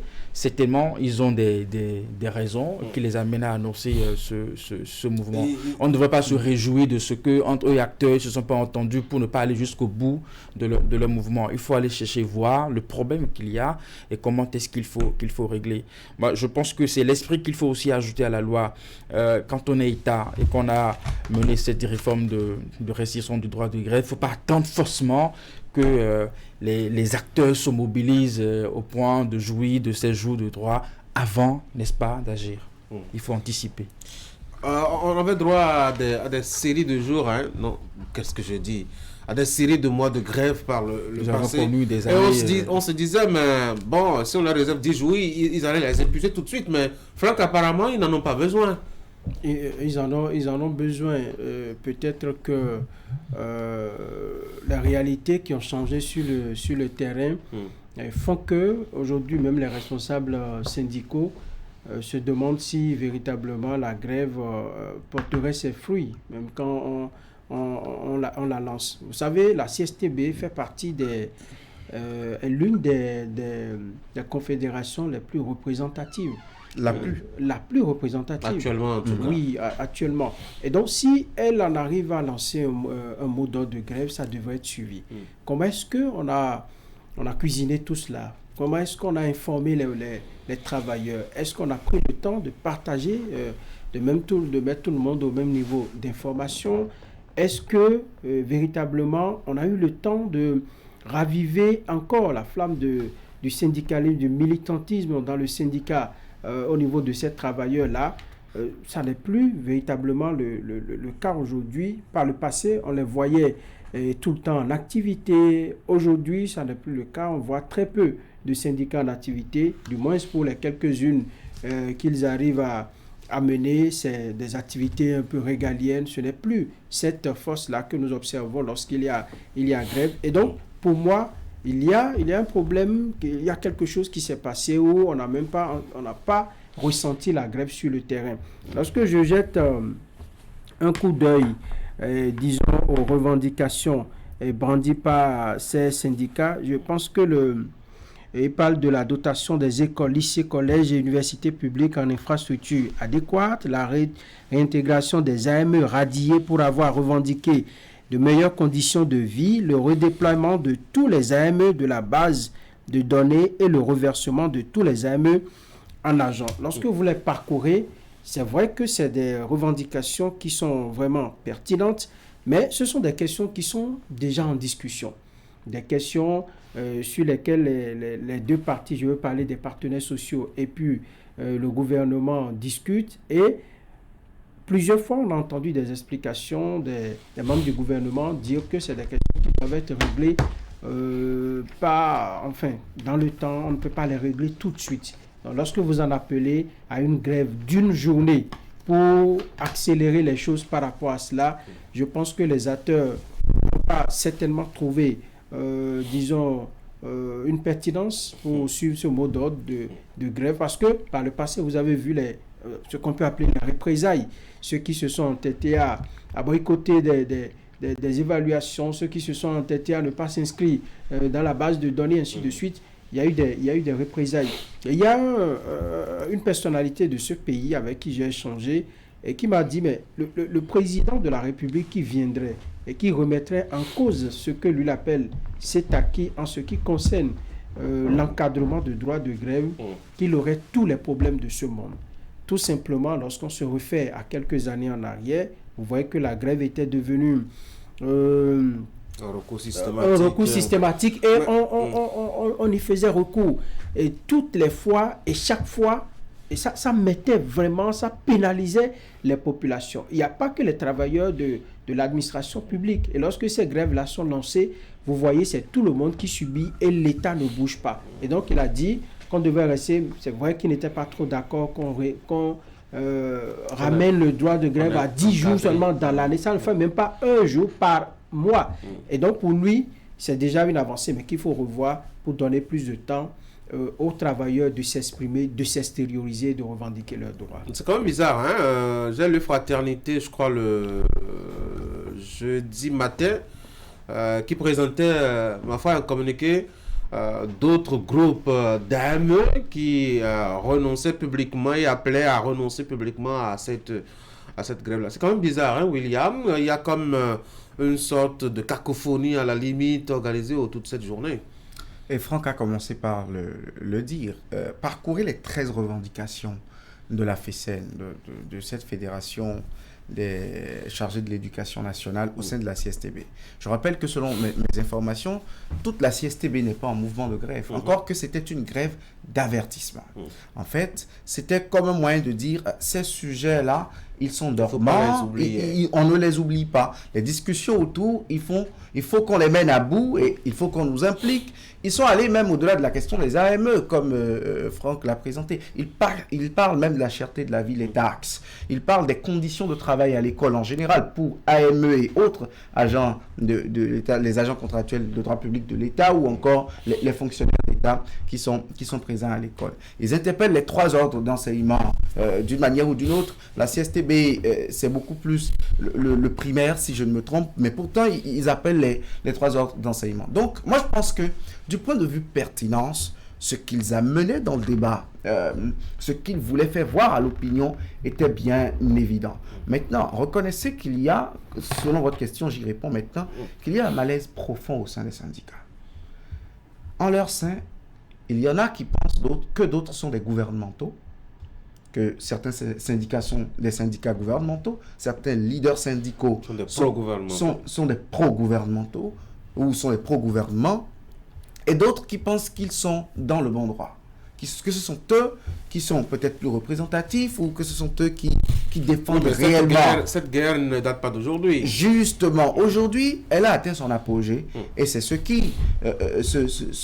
qu'on voit aujourd'hui de façon beaucoup plus visible. Par le passé, vous voyez des syndicats qui ne sont pas alignés sur un mouvement de grève dont les travailleurs affiliés ne suivent pas le mot d'ordre de grève, mais le syndicat qui lance la motion de grève voit au moins ses syndiqués respecter le mot d'ordre. Aujourd'hui, même les membres de la FESEN sur le terrain, sinon ils ne nous ont pas invités à couvrir. On a même donné à la rédaction de Canal 3 la parole à la CSTB, à la Confédération, à la centrale.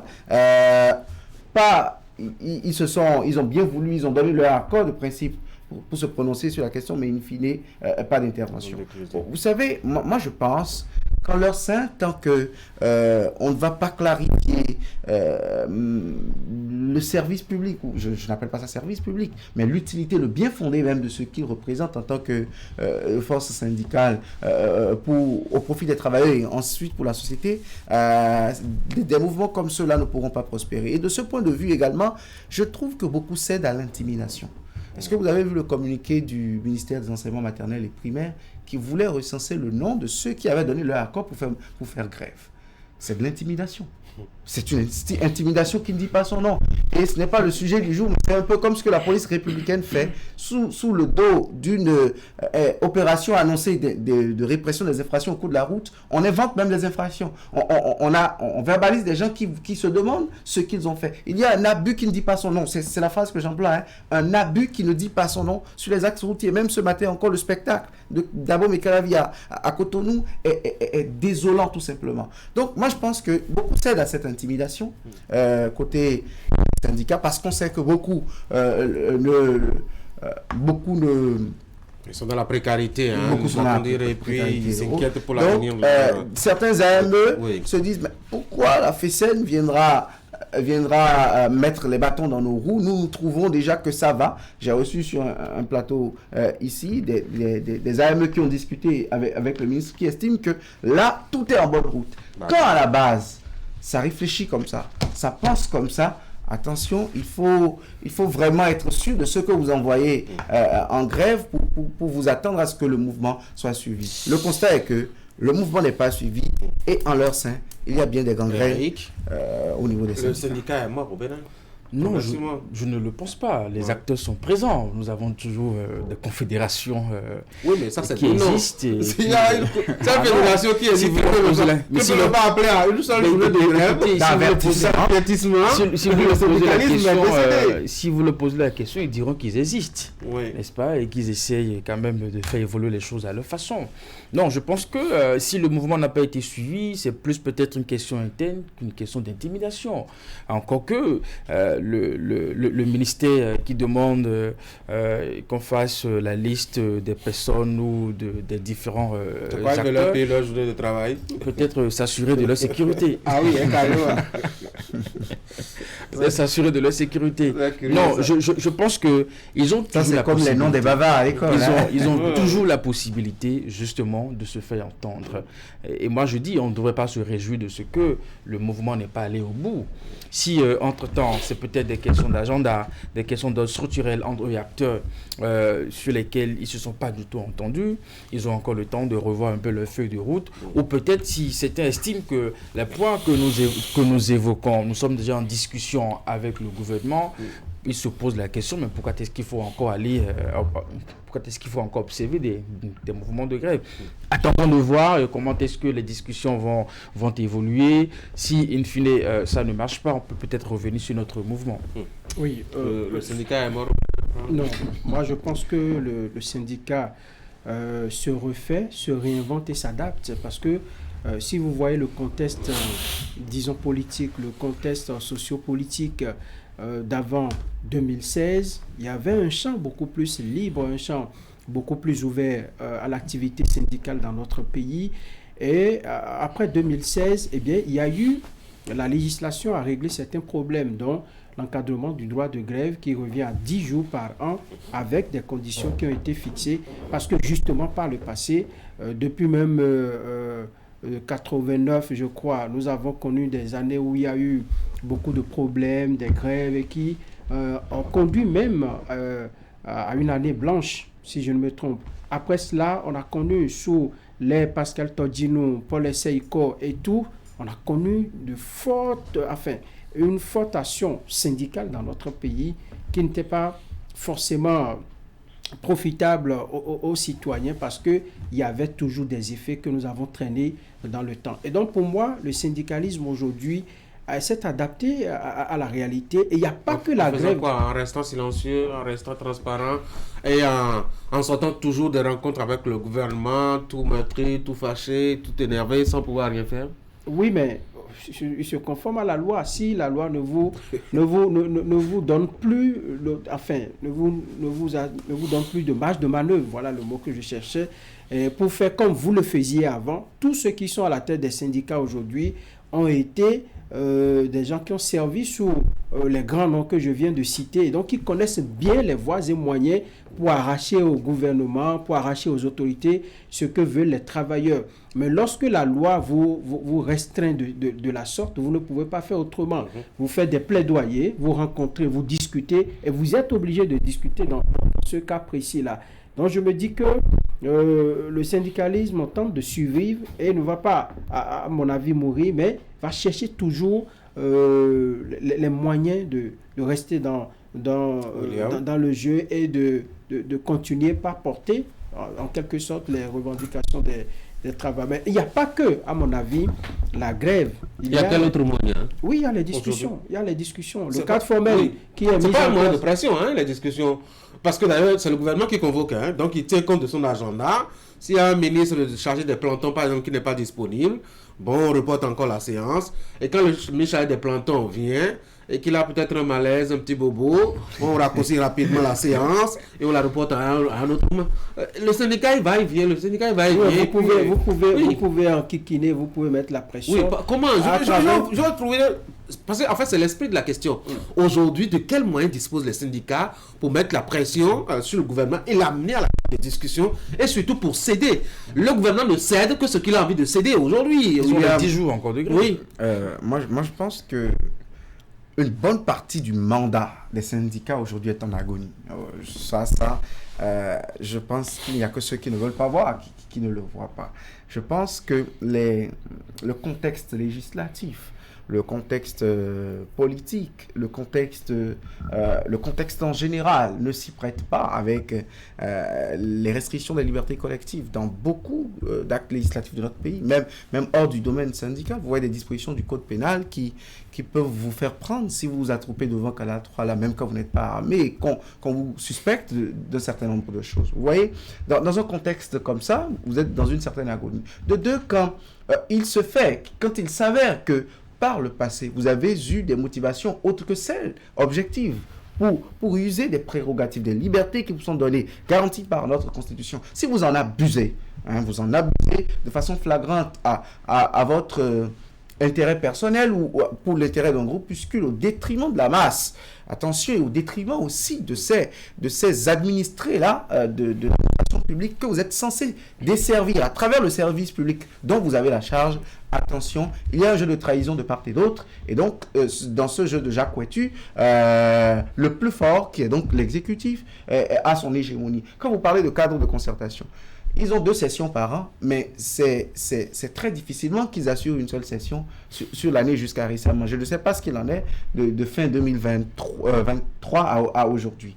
Donc, moi, je pense que dans le mandat de l'éveil, vous voyez le débat sur la cherté de la vie, ils en ont parlé de long en large, mais pas comme par le passé. Vous voyez la verve, le ton, la hargne, la poigne du discours des syndicats il y a quelque temps. Est-ce que c'est encore ça aujourd'hui? Et je vous le dis, en leur propre sein, le malaise qui existe en termes de méfiance, de crise de confiance, ne dit pas son nom. Il est d'un certain degré qui ne favorise pas cette action. Maintenant, quand vous parlez de moyens de pression, est-ce qu'ils en ont? Il faut qu'ils s'entendent pour que le mouvement de grève ait un poids. Aujourd'hui, je pense que la plus grosse des difficultés, c'est qu'on s'entende sur...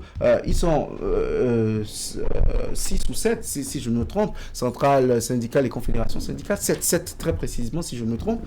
Attention, il faut que 4 minimum, ou au moins 5 d'entre eux s'entendent pour lancer, et les plus représentatifs d'ailleurs, pour lancer un mouvement aujourd'hui pour que cela ait son poids comme il le faut. C'est possible, c'est une perspective possible. Je ne sais pas si Noël Chadaré ou autres pourront me dire le contraire. Donc, je pense que dans leur mandat de défenseurs réels et visibles des droits des travailleurs et par ricochet de toute cette classe ouvrière, je l'appelle comme ça en griffe, de tous ces Béninois modestes, aux revenus modestes, attention, ils ont perdu beaucoup de plumes, ils ont le plomb dans l'aile et je trouve que c'est quand même dommage. Il y en a en bonne partie à leur imputer, mais il y en a imputé également à nos gouvernants qui ont instauré un cadre qui n'arrange pas. Je pense qu'ils ont encore des moyens de pression. Vous savez, 10 jours, ce n'est pas rien. Cela appelle un peu plus encore d'organisation au niveau des confédérations syndicales. Si par exemple, ce dont nous discutons ce matin, imaginez un instant que ce mouvement a été pris par l'ensemble des confédérations syndicales et qui parlaient la même langue et que ce nombre de jours on avait vraiment observé ce mouvement de grève. Je pense que d'une façon ou d'une autre, dans un contexte où nous avions entendu parler des mouvements de grève il y a bien longtemps, je pense que ça aura son effet. Je pense qu'il faut, comme on dit, davantage travailler en interne avec les confédérations syndicales pour que ce que la loi leur conserve encore, ils puissent véritablement l'utiliser comme cela se doit. Moi, je vois deux catégories de syndicats. Il y a d'un côté ceux qu'on peut appeler ou ceux qui sont tassés d'avoir des discours un peu excessifs. Le cas de la CSTB, c'est un secret de polichinelle. On a toujours trouvé que la CSTB tient un discours beaucoup trop martial. Oui, voilà, martial et tout. Et donc ça ne permet pas la cohabitation.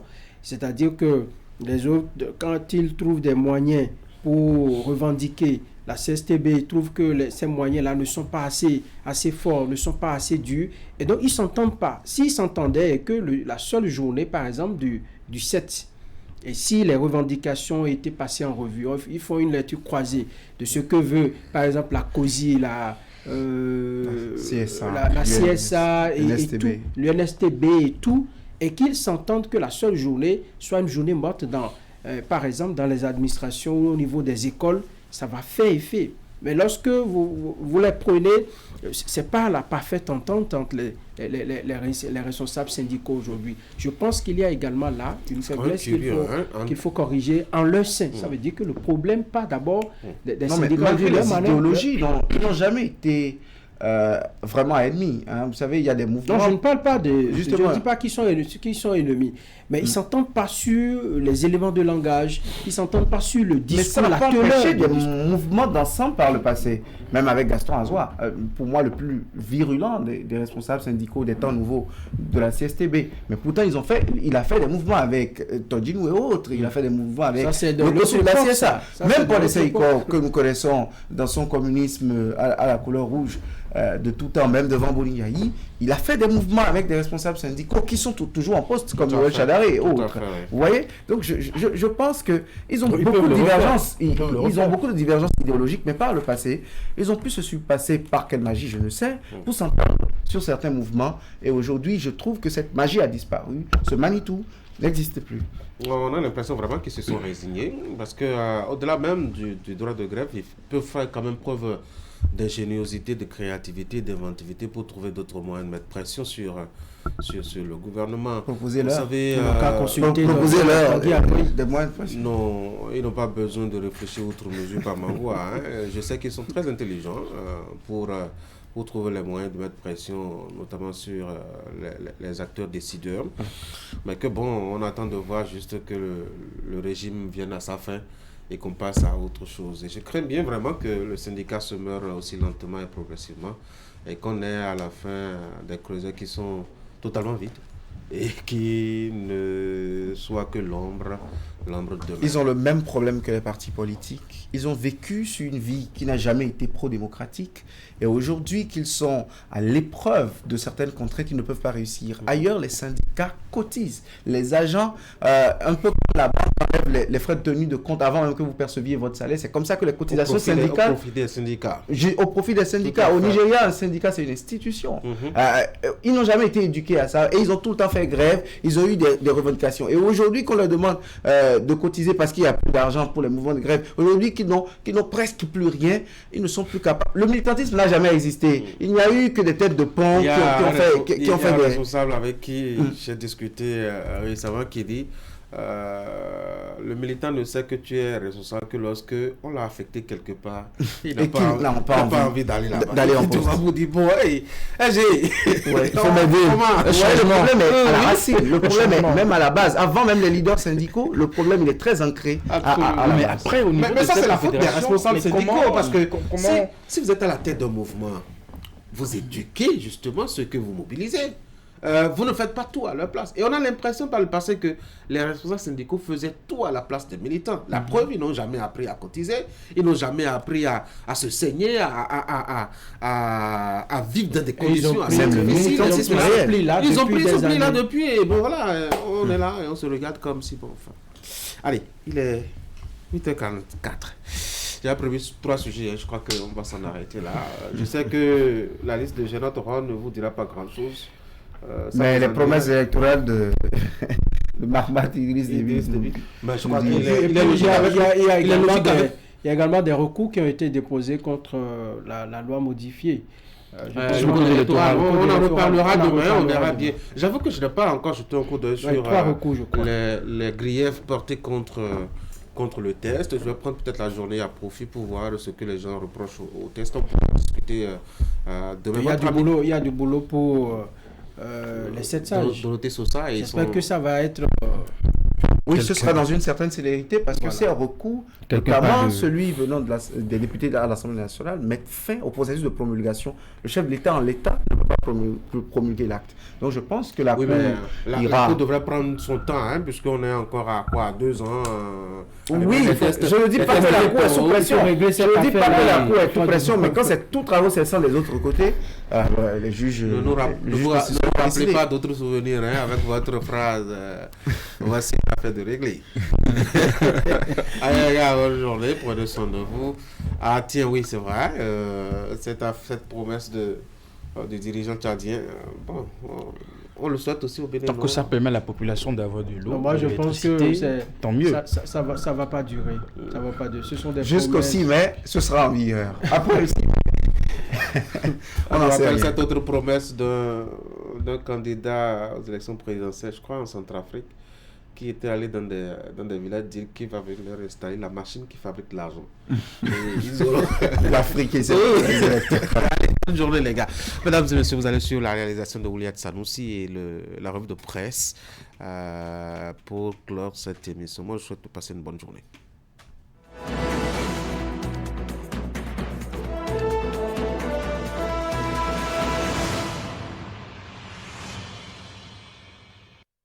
Madame Magor Badoussi, bonjour. Bonjour Madame la journaliste. Alors, parlant d'art de table, qu'est-ce que vous allez nous faire découvrir aujourd'hui? Parce qu'on aimerait bien voir ce que vous réalisez. Je réalise pas mal de choses, comme vous pouvez le constater. Je réalise des verres en calebasse, des carafes, des bouteilles. Et bref, tout ce qui a rapport avec des ustensiles de table. Qu'est-ce que vous réalisez aujourd'hui? Un verre en calebasse. Nous irons donc à l'atelier pour voir un peu le processus de réalisation de ce verre. D'accord. Alors, Madame Magor Badoussi, nous voici devant des objets pêle-mêle, carrément à l'atelier. Oui, comme vous pouvez le constater, lorsque j'achète les calebasses, je les ramène ici et puis je les trie selon l'objet que je veux fabriquer. Par exemple, vous voyez cette calebasse-là, comment ça se passe. Là. Pour avoir la dimension nette qu'il faut. Ensuite, je prends mon appareil.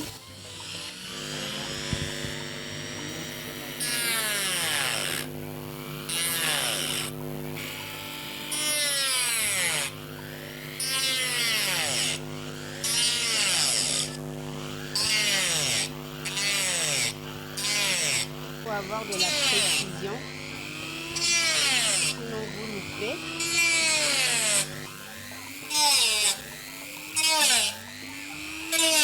Je suis déjà habituée.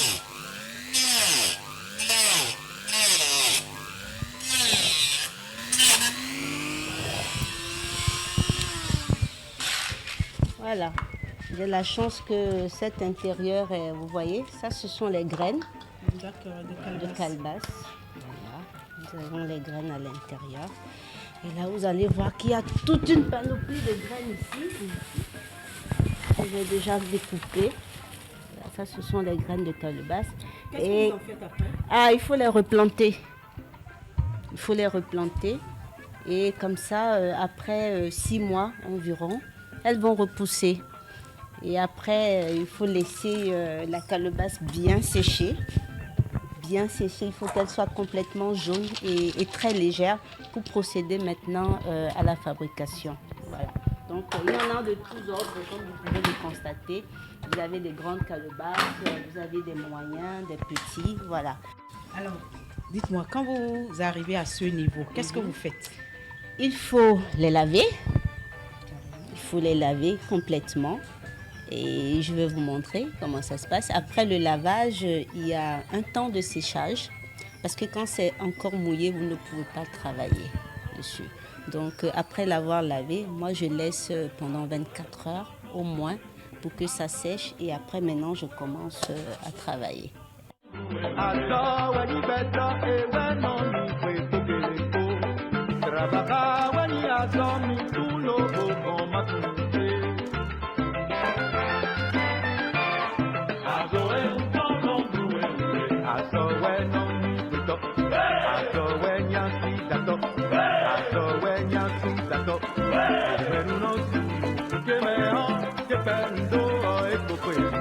Eh bien, chers téléspectateurs, comme vous le constatez, c'est l'étape de lavage des calebasses. Ces calebasses, elles seront lavées et séchées pendant au moins 24 heures. Oui, 24 heures au moins, parce qu'il faut que ça soit bien sec, complètement sec, avant de continuer le processus de fabrication. D'accord.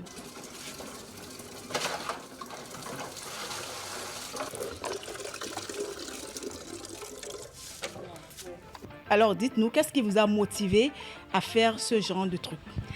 Alors, tout est parti d'un constat que j'ai eu à faire parce que j'ai constaté que dans nos marchés, nous utilisons beaucoup de la vaisselle en plastique ou de la vaisselle importée. Alors, je me suis demandé si chez nous, nous n'avions pas de la matière première pouvant nous permettre de réaliser nos propres vaisselles. Voilà ce qui m'a amené à me documenter dans ce que je fais aujourd'hui. Parlant de matières premières, qu'est-ce que vous utilisez en fait? Alors j'utilise beaucoup la calebasse. Les gens ont l'habitude de m'appeler maman calebasse parce que je vais dans les champs auprès des producteurs. J'achète la matière première qui est de la calebasse et également le bois. Et je ramène ça ici et j'essaie de les transformer en art de table. Voilà, 24 heures après, nous sommes encore avec vous, Madame Magor Badoussi. Dites-nous quelle a été la suite en fait. Alors, après 24 heures, comme vous le constatez, nous avons ici un verre en calebasse et donc le socle est également en bois. Donc, c'est également un autre travail qu'il faut faire pour obtenir le socle en bois. Et on l'avait tout à l'heure, la carafe, voilà. Ce que ça donne. Vous avez vu ce que ça donne là. Le verre à boire et puis la carafe. Voilà la carafe, on y met de l'eau dedans et puis vous servez comme ceci à table. Eh bien, Madame Magor Badoussi, dites-nous, quelle formation aviez-vous fait avant de vous lancer dans cette aventure? Avant d'arriver, je suis la promotrice de Racine Group aujourd'hui. Et Racine Group existe depuis janvier 2022, simplement. Mais c'est une passion qui est en moi, qui est innée. Et je nourrissais cette passion depuis 2019, en réalité. Mais avant de me lancer proprement dans cette aventure-là, je suis communicatrice de formation. Et j'ai eu à travailler dans les médias, comme vous. Et voilà.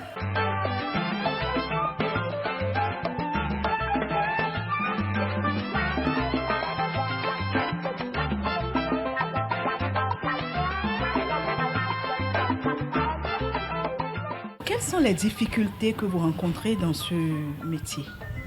Alors, la plus grosse difficulté, c'est l'écoulement de nos produits. Sinon, la matière première existe. La matière première existe. Donc, sur ce pan-là, je n'ai vraiment pas de difficulté. La preuve, vous voyez, j'ai des graines qui sont là et je n'attends que la terre d'ailleurs pour les mettre sur terre. parce que j'envisage quand même avoir des champs de calebasse, ne pas me limiter uniquement à l'achat, mais vraiment faire la culture même de la calebasse, parce qu'il y a énormément de choses que nous pouvons faire avec cette matière première-là. Vous l'aurez constaté, vous avez vu des sacs en calebasse, des veilleuses, des fontaines. Donc, au-delà de l'art de table, nous réalisons également des objets d'art, des boucles d'oreilles, des boîtes à bijoux. Donc, il y a énormément de choses que nous pouvons faire avec la calebasse. Projet déjà, avoir un grand champ et aussi m'ouvrir à l'international. Pourquoi pas? Parce que moi, j'aimerais bien voir les Blancs boire dans mes verres en calebasse, que les carafes se retrouvent sur toutes les tables. Et le gouvernement aussi doit nous soutenir, parce que quand on parle de la consommation locale, ça part d'abord de chez nous. Donc chaque ménage devrait avoir la vaisselle écologique chez lui.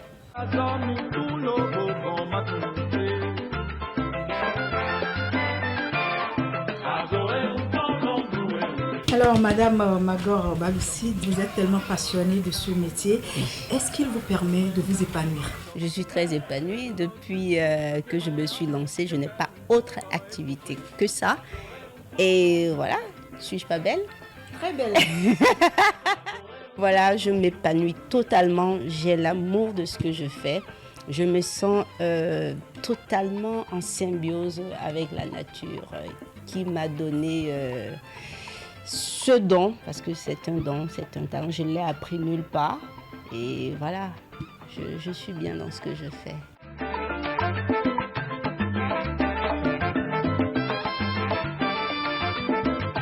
Est-ce que vous formez des gens au métier?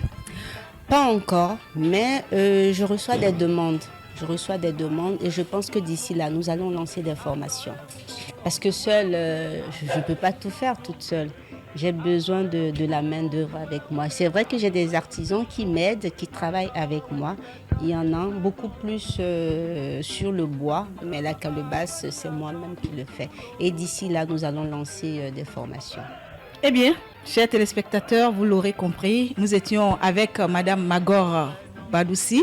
Elle est spécialisée en vaisselle écologique. Avec elle, nous avons découvert le processus de réalisation d'un verre en calebasse. Merci de nous avoir suivis. Je vous donne rendez-vous mardi prochain.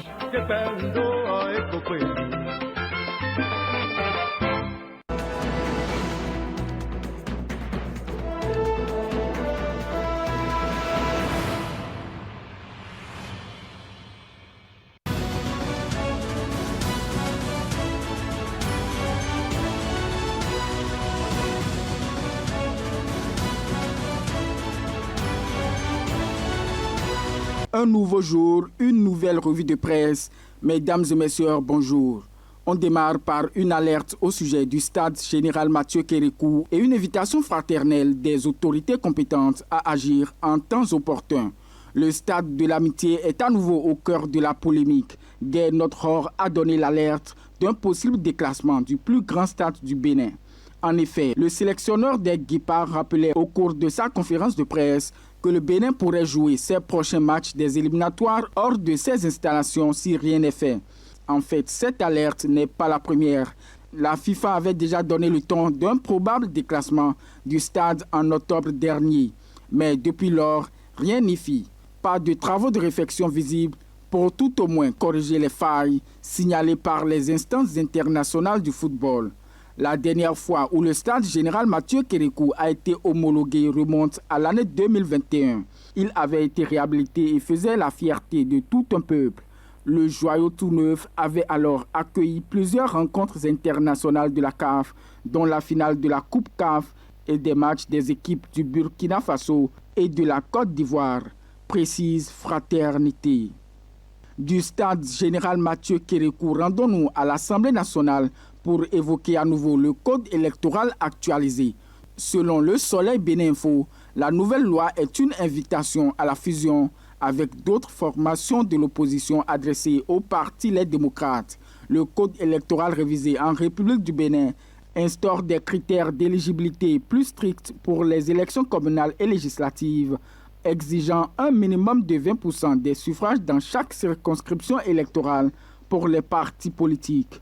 Cette nouvelle disposition vise à promouvoir la présence et la représentativité des partis dans toutes les régions du pays, favorisant ainsi l'unité nationale et un développement équilibré. Par conséquent, les partis sont incités à renforcer leur enracinement à travers le territoire national sous peine d'être exclus de l'attribution des sièges dans les circonscriptions où ils ne parviennent pas à atteindre le seuil requis.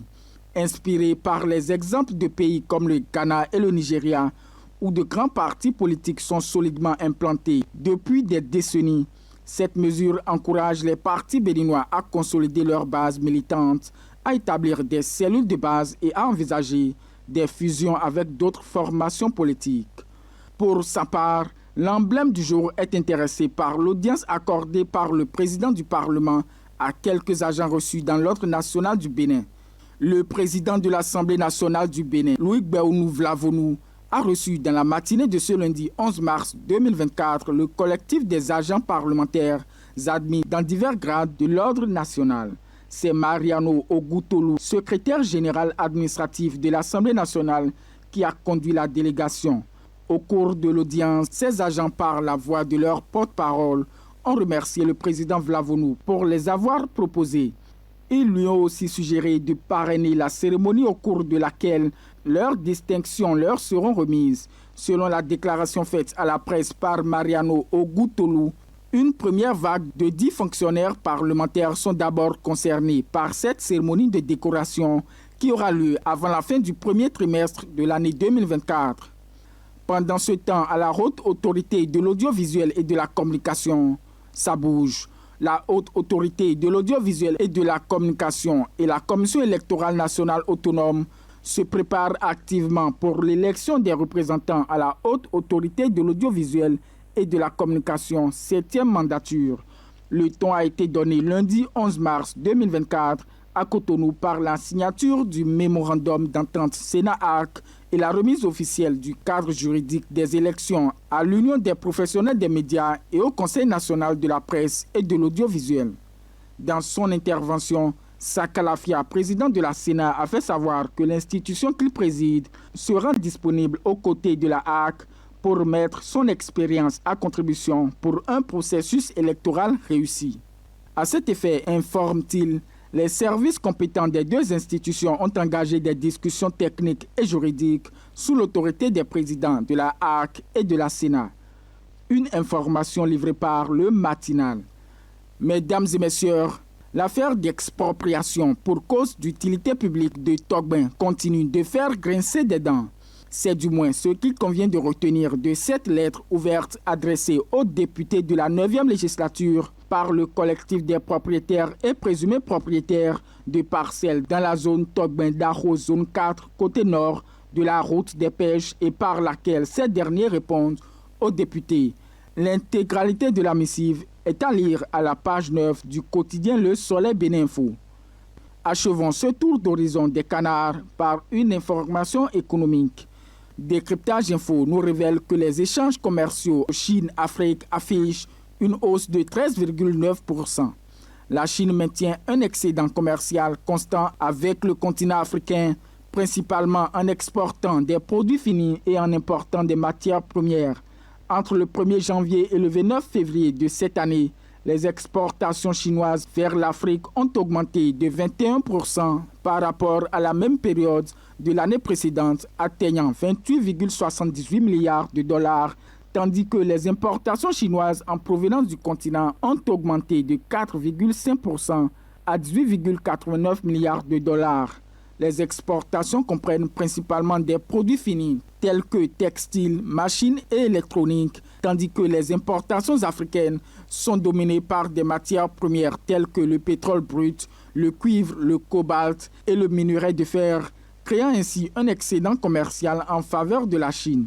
Pour atténuer ce déséquilibre commercial, la Chine a éliminé les droits de douane sur 98% des produits importés de 21 pays africains, dont l'Éthiopie, la Guinée, le Mozambique, le Rwanda et le Togo.